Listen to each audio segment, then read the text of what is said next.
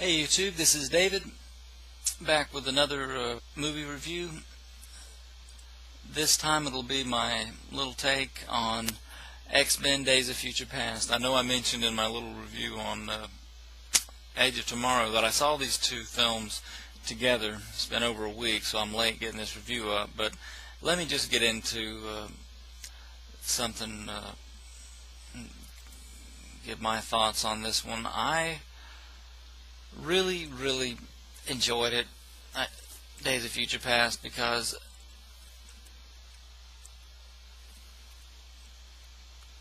to make a long story short, this is something that I grew up with. I know when people say it's not something I grew up with, or it is something that I grew up with, that usually they're saying maybe things were around and popular at the same time as when you grew up, but it's just not the kind of thing that you were into, that whatever it was, however things worked out in your childhood, that this is what you were into. Not that you hated this other stuff or disliked it, maybe you did kind of like it, but your attention and your time was spent in this over here. That's the way I am with X-Men. And I was in my very young boy days, I was into Teenage Mutant Ninja Turtles. I can kind of dig up my photos of me and my TMNT shirts from when I was a little kid, and I just wasn't into Transformers and all these different things. Not that I didn't like Transformers, it's just my attention wasn't there. X-Men is something that I grew up with, basically, and that's why I kind of always take note, and I go in and watch these movies to see what they're doing, to see what kind of stories that they're telling, because I've said it in my my little take on the different franchises that I was talking about. X-Men, that video, I think it's over 2 hours long, how I love the animated series from the 90s, and really I put it above so much other X-Men related stuff, including most of the movies, unfortunately, because the first X-Men movie is my favorite, and I basically give all my thoughts in that X-Men video that I've uploaded a month or so ago. So go check that out if you want to know my my overall thoughts on it. But I wanted to do that video and put it up and have my thoughts up before I went to see X-Men Days of Future Past and give my thoughts on this movie. I'm going to be all over the place. I'm definitely going to call this a rambling review, because I know the longer I go, the more things will come out. So of my mind, as far as things related to other things, and you know how people ramble, and I'm horrible at rambling. So now that I've rambled for 3 minutes, let me get into this movie. It's opening, and yes, major spoilers here. Beware. The way the movie opens it's not really a downer. It's just kind of, well, I saw that in the trailer, kind of a thought that ran through my mind when I saw the movie a week ago. How you see that close-up of, there's a huge, you know, if it's the Empire State Building or some other huge building, New York City gotta be, because Central Park is now just one huge concentration camp of humans being held by the Sentinels. And the thing is, going into this movie, it's just, this is something that's going to affect everything that I talk about in this movie as far as my review, because when you know the story for the most part, I've got the comic book, even the thick edition that's nothing but Days of Future Past, and my stuff somewhere out in my shed in a big Tupperware box. But even from the animated series, you go into this knowing kind of the story, and you're just excited about seeing it put in a live action film. That's really all this is. Excitement about a story being put to film.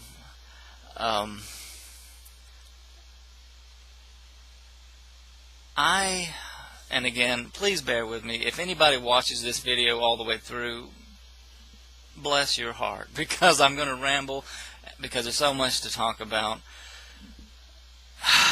I can't get it out. I can't get the thoughts out of my, I can't say what I'm trying to say and just get on with it. Between the comic books and the animated series, you really have an anticipation of what the future sequence, when it's showing how humanity is like enslaved by the Sentinels, these giant robots created by the government for the specific purpose of hunting down and killing or capturing mutants. Whether they take them back and they experiment on them, or they just put them in a camp and make them work or execute them, or just this horrible like Terminator future. And it's just, when I watched the movie, I was kind of like, okay, well, here we go. And the same scene you see in the trailer, a big hole in a big building in New York. You go through it, and Patrick Stewart, Professor Xavier, is narrating the whole thing. It's like, I didn't think about that at first, but now that I think about it, it's like, you don't actually get to see it or just feel it for yourself, this horrible world. You see the images of it. It looks like lightsaber beams, like bars, like if the people who are walking through these prison chambers, like all these people being herded into their camp or their bunker or whatever. Prisoners, obviously, wearing rags that if they touch it, they'll like be killed or electrocuted or something. You don't see many sentinels, I don't think, in that opening thing. Just, it looked kind of like the same kind of stuff as was in Terminator Salvation. People being herded by someone you can't really see, you don't get a good look at, unless it's machines. And Patrick Stewart's narrating the whole thing. How did we come to this? Mutants enslaved. Is the future really sad? Basically the same speech you can hear most of on clips online. And I didn't think about it before, but thinking about it now, it's like, I wish he hadn't been narrating the whole thing. I wish there had just been some scenes of just kind of like at the beginning of Terminator movies, like just maybe an action sequence or something. And this is my first legitimate complaint, and I do call it legitimate because when you're going to do this thing and have an actual X-Men movie, with an actual X-Men storyline, fan favorite around the world storyline, and put it to film, Days of Future Past, up on that movie poster, then you're really expecting to see some of the basic elements of that story. And although they do give the gist of the going back in time and preventing something horrible that keeps this even more horrible future from happening, still there are some particular things, because they do have their own slant. It's Wolverine who goes back instead of Kitten Pride. In the animated series, it was a Bishop who went back in time. But it's like, I want to see a Sentinel. In Days of Future Past, you've got to see a Sentinel, and that's what I'm getting to, just skipping ahead. I still have not seen an X-Men comic book Sentinel up on the big screen, and this was maybe the last chance to do that, to have an actual X-Men movie and with an actual X-Men story. Because if you go ahead and reference the actual story, X-Men Days of Future Past, and you're thinking you're going to see Days of Future Past on the screen, but really, as much as I enjoyed the film, I still didn't get to see a Sentinel, and it's driving me crazy. Unfortunately, I didn't want to say this, but Brett Ratner might have been the only person to try and do some justice. As much as I hate X-Men 3, The Last Stand, please. At least in that opening sequence, which is bull, this big enemy that's coming toward him in the Danger Room sequence is a Sentinel. Wolverine somehow cuts his whole robotic head off, and you see the thing land, and it's upside down, but you can see, if you look at it closely, it's a Sentinel's head. It's a Sentinel. Where was that Sentinel in Days of Future Past? I was expecting to at least see a few in the maybe not in the 1970s thing where they have the prototype things and the big Harrier jet-chested purple robot things. I understand there's like the first models, but the big boys, where are the big boys at that are like tall as a building? And they actually, I wanted to see the classic thing where there's like a grappling hook cable or something that actually scoop up an alien and like have one hanging by its feet, like Storm in that, or other mutants like in the animated series or in the comic book, when that's how they would apprehend them. Cable them, wrap them up, then have them in their huge hand. The hand so huge that they could hold. That's how big the Sentinels are that I wanted to see, and that I have seen in the comic book and in the animated series, but I still didn't see it in the movie, and it ticked me off. It really does, because I've got this cup here from the movie. You've seen this probably, and I wanted to point out something very particular. Do you see this? Do you see this thing right there? See Wolverine here, but in the corner here, that's a hand, some big robot flying out of the sky right there. Do you see that? If you look at the hand reaching out for you, that is not the hand of the 1970s Sentinels. It is not. And that head,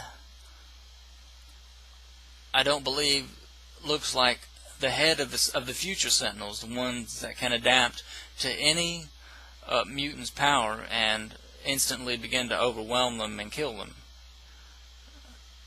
It looks, in this shadowy way, like the comic book X-Men Sentinel. And the comic book X-Men Sentinel is what I was looking forward to seeing in this movie, but I didn't see. Now you may say, oh, well, that's in the future there, and that is the future adapt-a-mutant Sentinel that you see the artist's conception of online, and that you actually see kill mutants in the future in the movie. No, that head to me looks a lot like the actual Sentinel, and they deceived me. They threw me off with this thing. You may say, well, joke's on you, it doesn't actually look like that. To me, it looks like the future. It looks like the future Sentinel. But there are no Sentinels like in the comic books and the animated series, and everything else in the X-Men universe. They're not in this movie. They came up with some kind of a shifty. It looks like the thing from Thor, the Destroyer, who was just behind the holographic wall. He would come out, the head opens in this chamber, and zzz, like laser beam, fiery death comes out. And it looks a lot like that, at least as far as the head, because just these Sentinels in the future, they're in the movie, their little face opens up, and that's their weapon. And also they can have spears on their hands, and they run people through. So that's my first complaint. Still haven't seen a Sentinel, and if you didn't see one in Days of Future Past, I guess we're just never going to see one. And unfortunately, as much as I hate Brett Ratner's movie, X-Men 3, at least he tried to throw a Sentinel in there, even though it had no place in there in that movie, since it wasn't the Days of Future Past story. But still, maybe I need to say thank you, Brett Ratner, for giving us the Sentinel head, because the Sentinel head is all that we've ever seen in X-Men movies. And I didn't completely hate the future Sentinels in this movie, but I was still hoping somehow, and even in my own second-guessing way, I'm not a movie maker, and I can only complain about the movies that people who do make movies make, but I was thinking, man, maybe they could have done this thing where, yeah, they try to send Wolverine back in time the way they do, is send his mind back in time in this movie. Kitten Pride does. I think that's her name. But also, like, have a plan B. Like, try to do this, but if this doesn't work, at least maybe try and attack. It's like they know where the Sentinel's headquarters is or something. Like, where they're made, where they're manufactured or something. Where, like attacking Skynet and Terminator or something. Like, maybe they could try something like that. And that way, you could have a team of mutants go and attack that. So you have at least two ways of either trying to stop the Sentinels in the future, or also trying to stop the horrible future from even happening. Like, maybe they could do that, and at least that way there would be another chance. Like, maybe we could see Mega Mold or something, and all these future Sentinels are coming out of her the chest, like in the comic books or something, in the animated series. Show us that Sentinel from the comic books and the animated series. But no, they went with this artsy-fartsy, redone-up thing.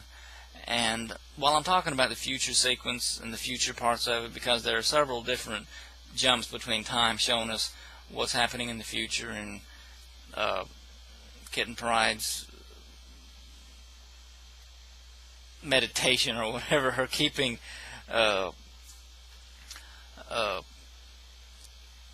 Logan sent back in time to 1973. Let me go ahead and just talk about this part of it too.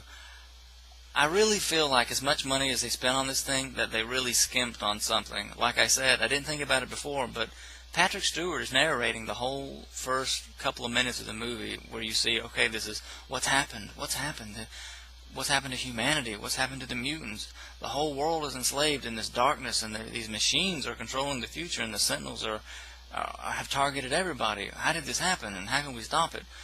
And they don't actually show anything really bad happening, not really showing it anyway. I know it's PG-13, but still they could have shown something blow up. They could have shown a Sentinel apprehending someone and bringing them to wherever this thing is that you're seeing at the beginning, with these people walking along this path to their death or to their slave camp or whatever this dark future holds, whatever. But no, nothing really. And I'm afraid, I don't know that this is what they did, but at least to me, I'm getting the impression that maybe they tried to overcome that, the fact that they did skimp on that and didn't actually show the future that's in the comic books and the animated series, and actually went to try to maybe deceive your mind, fool you a little bit, put it in your head that you saw some bad stuff happen, because they didn't actually show that, but then it's like they try and exchange that, like trade that with some brutality, because you see the future mutants die not once but twice. You see, spoilers, you see Iceman get frozen trying to freeze a Sentinel who adapts to his freezing, and then freezes. He's able to grab Iceman by the neck, and you see his head pop off, and you see Iceman's head roll over. You're like, oh my goodness! You see Bishop get overwhelmed, like you see he rechannels people's this energy and directs it back toward his enemies. Even has the gun hooked up to his body. Sunspot. He tries to light him on fire. Well, just exchanging energy to Bishop. Bishop absorbs all the energy, and then it goes into his gun, so that way he can channel it into this firepower and actually shoot Sentinels. Pretty neat, but you see him in the end get overwhelmed, like he can't stand it. You see Bishop explode. You see, what's her name? Blink get run through by like 3 different Sentinels in this dramatic scene in the end. You see Colossus get killed. You see Colossus again at the end get torn in half and just fall down dead, lifeless. You're like, ugh, what am I watching? It's like a horror movie. Instead of showing more accurate things from the story, they went kind of with that, because I know in Days of Future Past in the comic book, the huge Sentinel has a little spear thing. You can shoot out spears. The spears Storm through, and really maybe it was kind of a homage to that one little bit, and as much as Storm is the first one to die for real in the future, gets stabbed from behind, thrown off the cliff, when earlier in the film you think you're seeing something horrible play out, but it's all just like a premonition from Kitten Pride, what she could see would happen if they made a certain move or tried to do something a certain way, stay in a certain place for a while, because it's like they're going from place to place trying to elude the Sentinels in the future and not get killed, just trying to survive a little bit longer. But yeah, I'm afraid maybe that's what they were aiming for. Warpath, is that his name? I forget the mutant's name. He gets turned upside down and cooked, and just all kinds of stuff at the end, and you're like, it's horrible. It's like so dramatic and suspenseful, but it's like,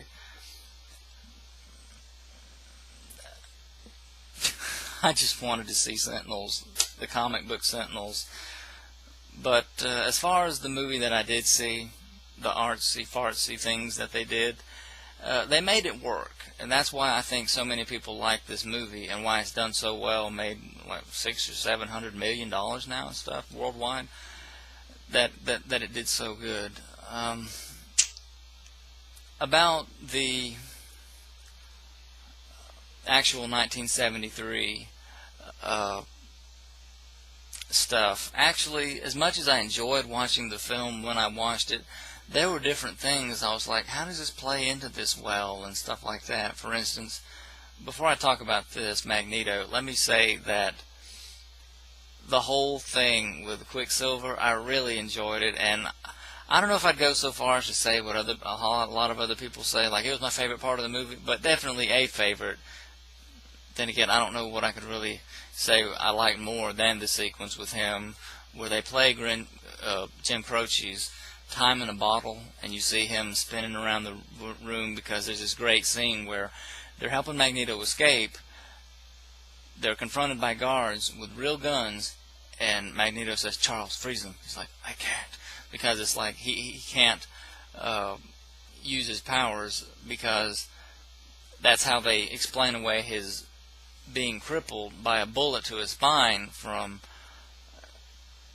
X-Men First Class. Beast cooked up a special serum or whatever that he'll take.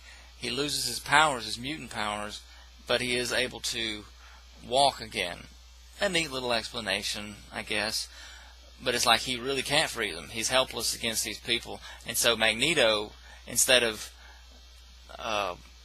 just stopping the guns like he could, or maybe they were plastic and plastic bullets, I'm not sure. But anyway, it's Magneto is Magneto. And this movie, maybe more so than any other film in recent, you're basically reminded again that Magneto's an evil guy, especially his younger version. Evil, and you need to stop giving him only second and third and fourth chances, because it's really starting to make you look kind of silly and foolish to do so. But that's Charles Xavier. He wants to bring out the best in people, and he really does at the end of this movie. And it's something that really you take away, a good lesson at the end with Mystique. And I'll talk more about that in a minute. But just to say the Quicksilver thing, I love the Quicksilver thing.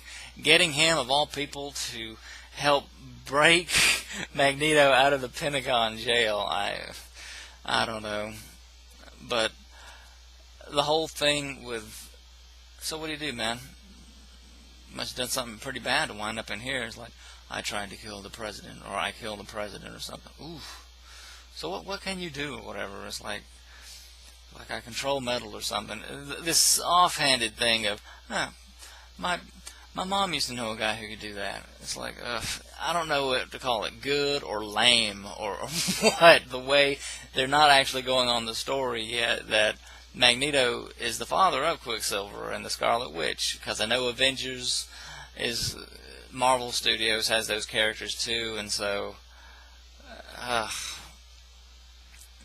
anyway, I did hear that Quicksilver is going to have an even bigger part in X-Men Apocalypse, which I'm really looking forward to seeing, because as good as this movie was, I'm afraid that in the back of my mind I can only, for now, until I see X-Men Apocalypse, give it only so much credit, in as much as they really did have a lot of stuff to overcome, and they really can't logically overcome all of the inconsistencies that have sprung up as a result of different people wanting to do the story in different ways, and Fox, 20th Century Fox, not really being as on top of things as, say, Marvel Studios has been with the Avengers, because Avengers has just been great to me in terms of the consistency of the characters and how it all plays together, and how there's continuity when there really hasn't been good continuity with the X-Men movies.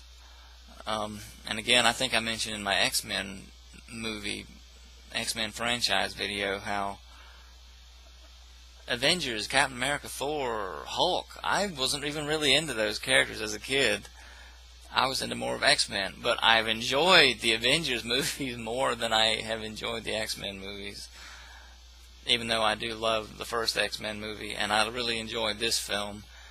But yeah, they really did have a lot to overcome, and now that Bryan Singer, I don't know if he might be going to jail or being sued for things that he's being alleged to have done or whatever, but he is the reason, I think, that, because the same way so many people love the first two X-Men films, he was the head, basically, directing, and had the biggest part to play in the creation, I think, of this one, and that's why it was so good. That, as far as entertainment, because again, I've read that even he didn't read the source material a lot of the time, and that, I don't want to call it blind luck, but as far as the best X-Men films, it seems like he's been at the head of it.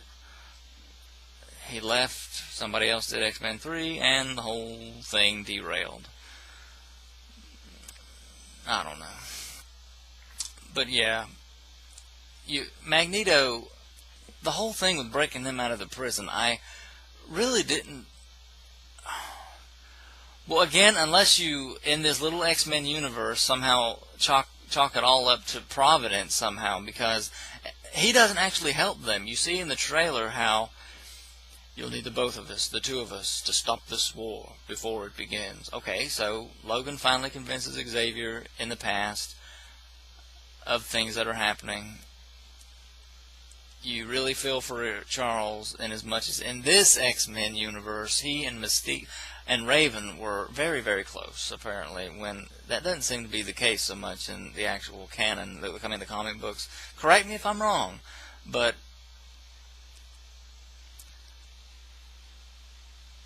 I can't get over the continuity stuff. In the first X-Men movie, you see Mystique infiltrate the mansion. You see her put that little thing into Cerebro, so that when Professor Xavier tries to use Cerebro, he he goes in like a coma or something. That was Mystique attacking Charles. And so all this stuff now about how we were basically brother and sister and stuff growing up,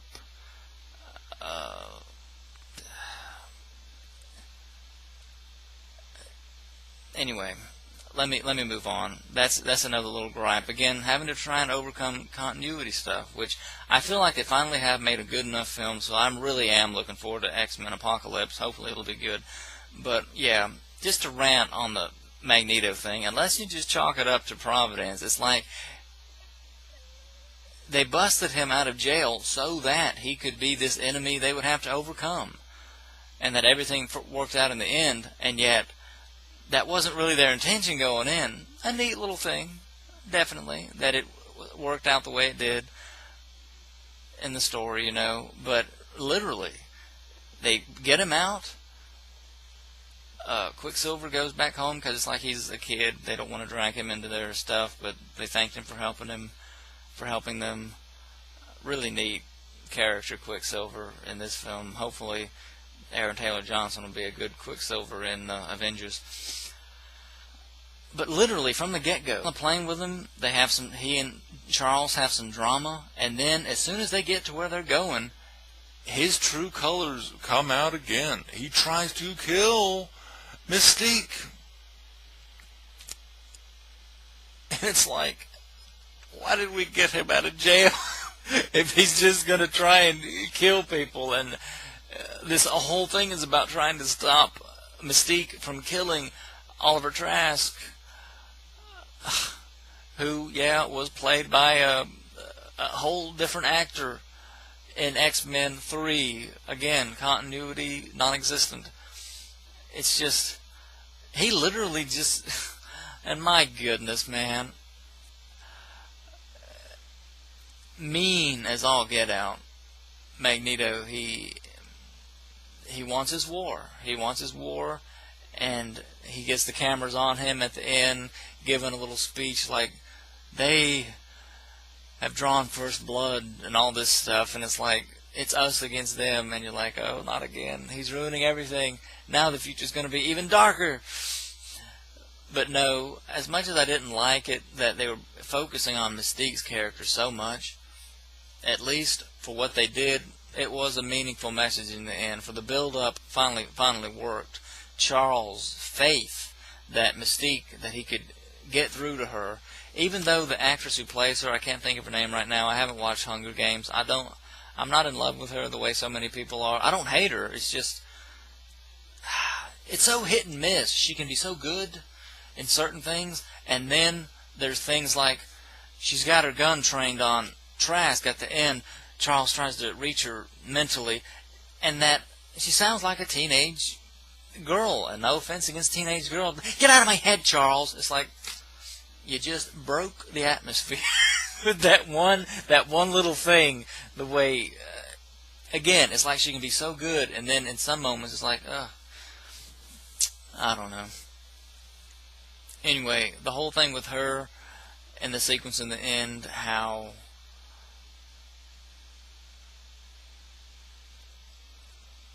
you're seeing the future play out, and again, they're all just dead in the future. The Sentinels are overwhelming them in China or Japan, wherever they were, in their little hideout.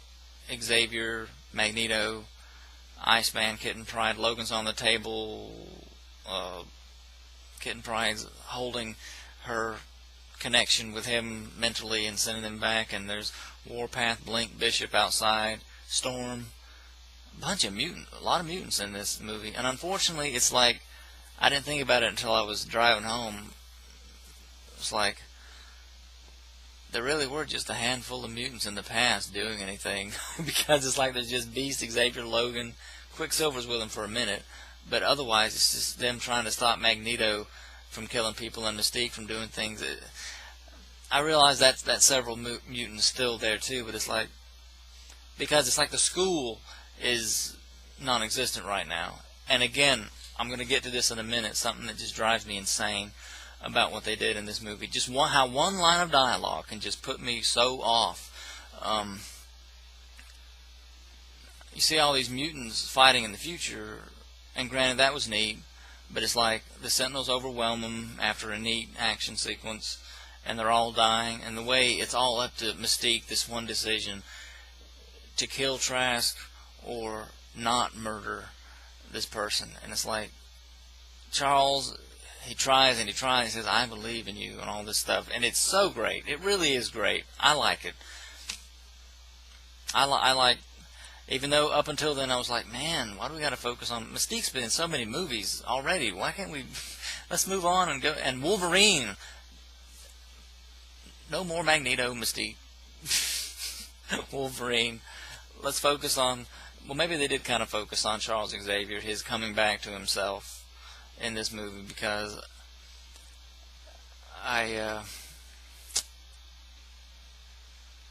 the actor who plays him, I've only ever seen him in James McAvoy. I've only ever seen him in X-Men movies. I know he's been in other stuff, but I don't know about it.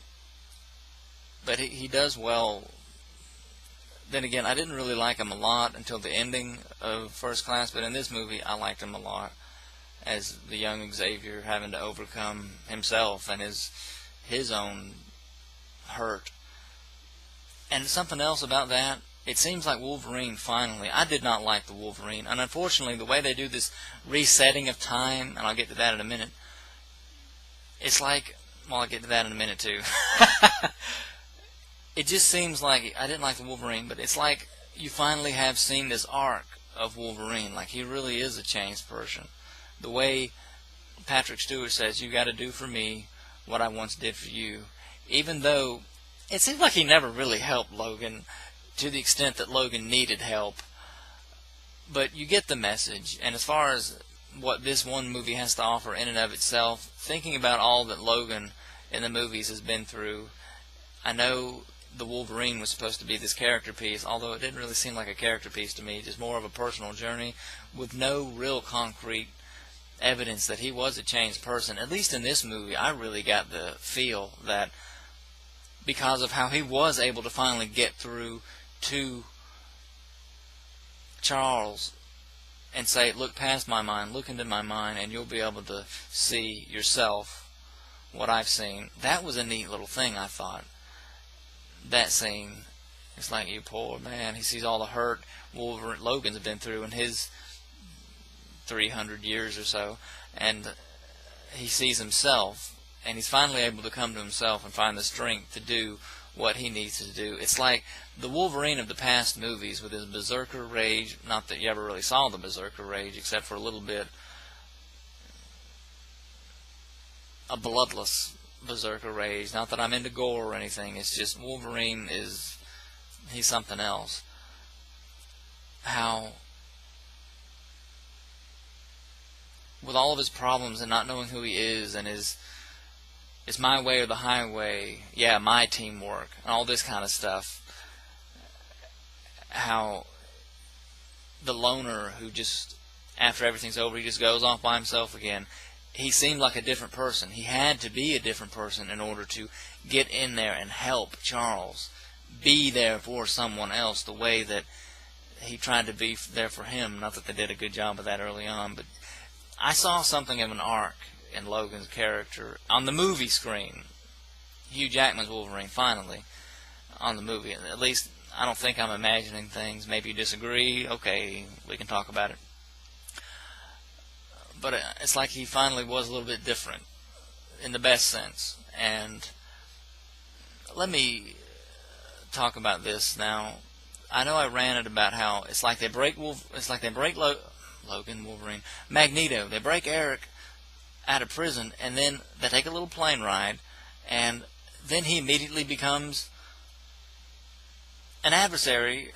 It's like, what? You should have left him in jail. You should have left him in the Pentagon. But they're on that plane. He's losing it, so angry with things Charles is mad at him about for good reason. He's like going to break the plane or something. He's losing it. It looks like the plane is being crushed in because he's controlling the metal. But finally, the things he's ranting at Charles, like, where were you, Charles? Where were you? You're blaming me. Where were you? And he goes down this list, and this is what drives me crazy. The same kind of thing they've done in other movies, they did in this movie too. In as much as take this line of dialogue. Who was in X-Men First Class? You saw Azazel, Riptide, Banshee,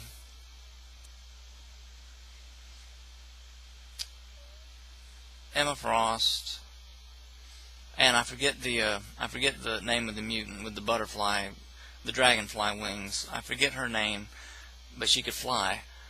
It's like they're all dead.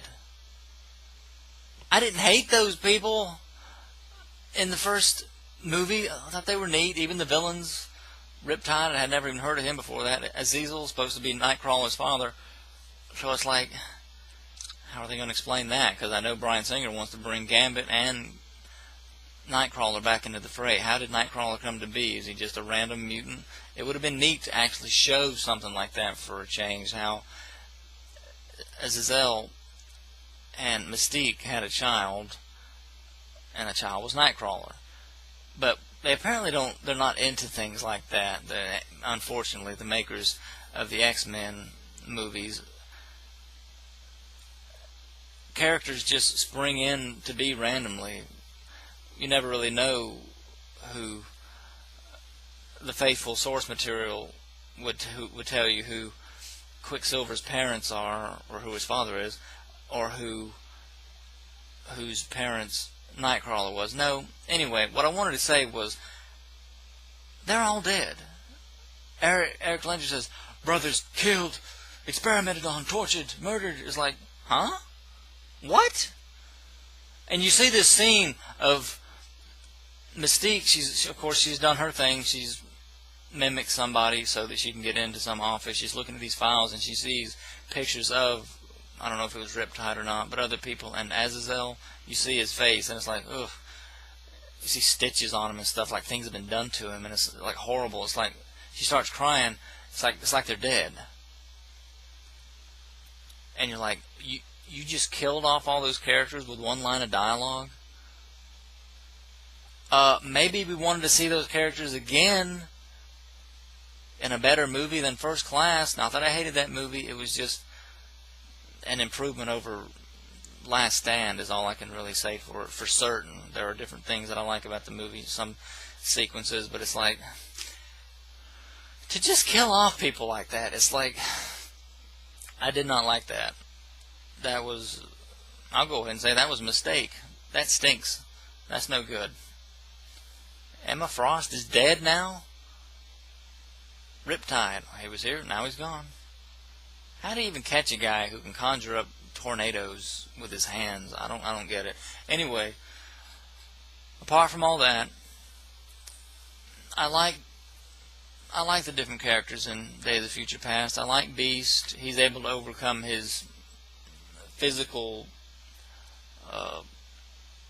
the physical abnormality part of his mutation by a little injection, the same kind of way he cooked up for Charles. Who else is there? I don't know. Banshee. Maybe they didn't do as good a job as they could have done with Banshee, but to just kill him off. It's like, okay, I'm sorry. I'm going back into that. I'm sorry. I'm just trying to think of people. Well, it's no wonder. It's like, it has to be in the 70s, a few years after when First Class was to take place. It's no wonder why it seems like there aren't many people doing anything in the past sequence trying to stop Trask from being killed. Everybody's dead. Okay. Where's the mourning? Where's that? It seems like Charles was only depressed because of his legs, and his childhood friend is gone off with... Anyway, I guess that part of the movie really I do have a problem with. The ending is what maybe I like the best, because they do reset. Spoiler, major spoiler, they do reset, and do they ever. Magneto wraps up Wolverine in some... He manipulates some rhubarb out of some concrete, and it's like, whoa. Again, nitty-gritty stuff from Magneto, so much for being a survivor.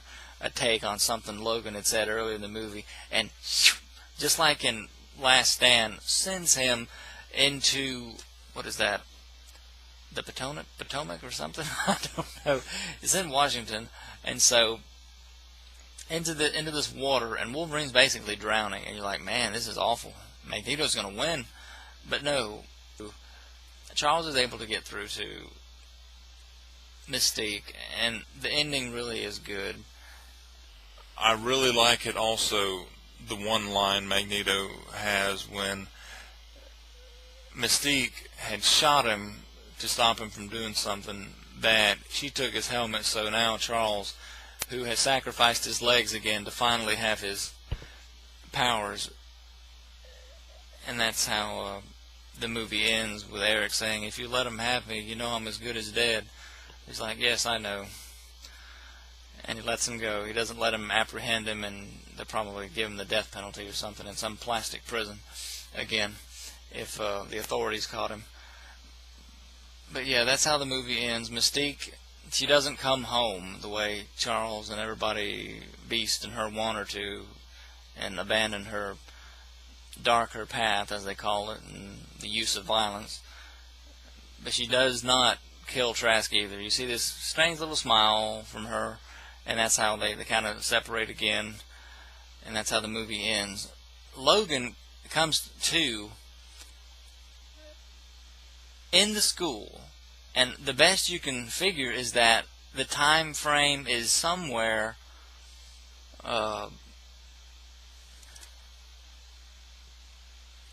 after the first movie, maybe, and before the second, I guess, because Gene's alive, and he's a history teacher at the school.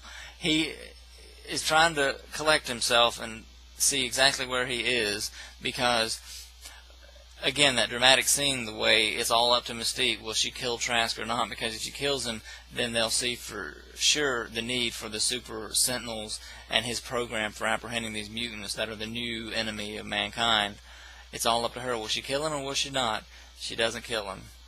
And so it's happening at the same time as you're watching the story as this horrible fight in the future when the Sentinels have overwhelmed them at their little hideout, and they're killing everybody.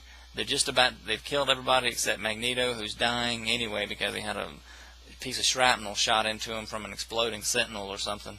All that's left is Charles. Iceman is being melted, and it's just Kitten Pryde trying to maintain her connection, sending Logan's mind into the future. And she's like, she cries out, and it's like, as they're about to shoot her and Professor Xavier too, and then it just kind of goes to black, like nothing's there. Well, not goes to black, but it's like they all dissolve away into nothing, because it's like Mystique didn't do the wrong thing, like she did the right thing and didn't kill anybody. Pretty neat, but it's like Logan, who had been drowning with the rhubarb weighing him down and not able to move, they fish him out. They say, sir, what are we supposed to do with this guy?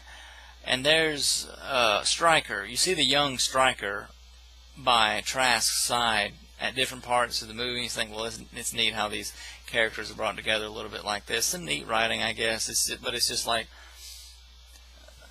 is he alive or is he dead? Because you see Mystique, it looks like she chopped him with her hand, like at his throat, like, and then it kind of cut to black in a fight scene. You're like, did she kill him? Maybe she did, because he tells the guy, I'll take care of it, Logan. I'll take over.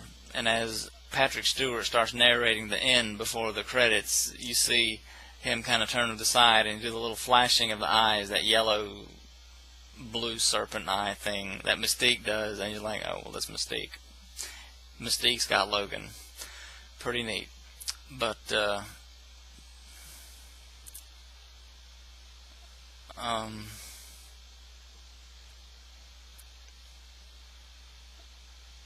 Logan comes to, and he's in the mansion, and it's like, how he got there, they don't really explain it. Let me think.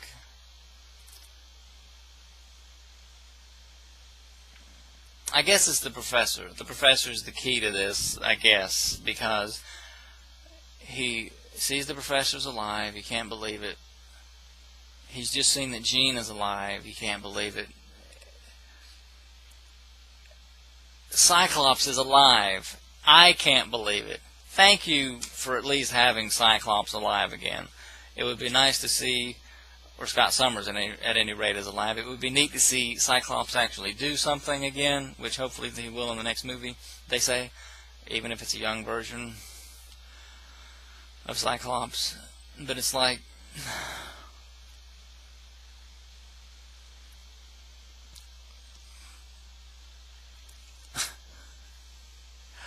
it's like we did all this stuff to reset, which I appreciate the resetting. I actually do, because there's something in that. There is an element in that, in the going back and forth in time, in the time traveler stories of Days of Future Past, and a lot of stuff dealing with like Apocalypse and Mr. Sinister, that it does remind me of the comics.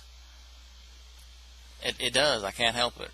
And so I don't think it's a bad thing that they reset, but it's just like playing with the timeline and the mind job that it does on you. It's like they're back at a time before X-Men 2, it seems, but after X-Men 1. As far as the movies, the chronology of the movies and the stories that have been told in the movies, the X-Men movies. But it's like there's still things that haven't been explained away as far as things that will happen. It's like, okay, did they obviously totally reset. And it's like, it really is. It is neat to have a franchise where one movie was so horrible that another movie was made that logically it's like, well, that horrible thing didn't happen anyway. It is neat to actually have a franchise that says to you, basically, even if it's, I know some people probably like X-Men Last Stand. The only thing I like about it was Kelsey Grammer as Beast, which you do see him for just one scene at the end of Days of Future Past, which is neat, too. That they're keeping the good elements, we'll say, but for when people say, "Oh, that movie was so horrible," I wish it had never been made. About other things, not just X-Men Last Stand, but other movies, whatever. That we actually have a movie now that basically explained that unpleasantness away. It is kind of neat when I think about it now that, well, there really is a franchise that did that. It's like that one part that never happened. But anyway, yeah, but it's like, how did he get to that one point? Because if there is a point that he would love to get back to, as far as Logan's perspective, it is that point in time, isn't it? When it's like he has a family. And that Jean, who, even though he like reaches out to like touch her, and then there's Cyclops like, hey, easy, big fella, something like that. And you see Logan say, well, some things never change. And the look on his face as he says, it's good to see you, Scott. It's like he means it, because he knows what all can happen, what has happened, and everything in between. And Cyclops like, yeah, sure. See you later, Jean. And he goes on out. But it's like they've still put that stuff out in the air about the Phoenix not being what it is in the comic books. This whole other being and this whole other story from this whole other race and this whole other adventure, not being this separate entity that kind of like possessed her body, but that it's this lame, stupid garbage about how it's her uncontrollable subconscious that had to be helped, contained and controlled with Charles Xavier's help, because she's actually so dangerous as being a level 5 powerful mutant. And it's like, okay, is that still going to happen? Because it happens in the future, and this is just a putting back to a certain time. It's like, is that still going to happen? Things like that still annoy me. But the way he approaches Charles Xavier is like, history class? Yes, you have a history class to teach. It's like, well, I'm afraid I might need a little bit of help with that, particularly going all the way back to 1973. And I guess that was the cue or something, that I don't remember anything prior to 1973. I guess that was the cue or something for Charles Xavier to know, and all of his super powerful mind being connected with everybody, that, okay, it's happened. Logan's back from what I had to have him do in another time, in another life, or something. The way he says, welcome back. That how did he do it? Welcome back. So glad, so great to see you. It's like a neat scene, but it's like, you have not explained things nearly well enough, some of this stuff. But still enjoyed the film. Entertaining, big time to me. But yeah, I guess I've ranted and praised and ranted on this movie enough. It took forever to get to the after credit scene. I thought it was after just a few, like in the Avengers movie. No, it is literally the last thing you see when you watch X-Men Days of Future Past. Sibna, or whatever the name is, the people are chanting in Egypt. You see this guy in a neat little, it's like a robe of many colors or something. This guy in Egypt, he's got like a tiger stripe thing on. You see his like gray or bluish hands. Everybody's blue in the X-Men universe. He's building the pyramids with his mind and his hands, and they're chanting Apocalypse's Egyptian name, and so you see Apocalypse, and you see, as the camera pans over to him, you see his face, obviously a young, almost a kid, basically, ultra powerful, whatever, and you see 4 guys on horses in the background that I guess are supposed to be the 4 horsemen of the apocalypse. So pretty neat. Looking forward to it. I don't know if they're going to make the Gambit movie before or after that movie. It would be neat if they made it before and it somehow tied in with it, like the Avengers movies do. I would love that. I was really looking forward to X-Force, the movie they were supposed to be making before they announced X-Men Apocalypse, and hoping that somehow would tie into it, but I heard no. The announcement of X-Men Apocalypse like threw that off somehow, even though there's supposed to be a script ready for that movie. I don't know. Anyway, I really enjoyed X-Men Days of Future Past. I don't know what else I can say about it. I've gone on for over 52 minutes, and so I got to end this. Thank you for watching, if you watched, especially all the way to the end. And we will see you next time in the next movie review, gameplay, or whatever else I might be doing. Take care, and thank you.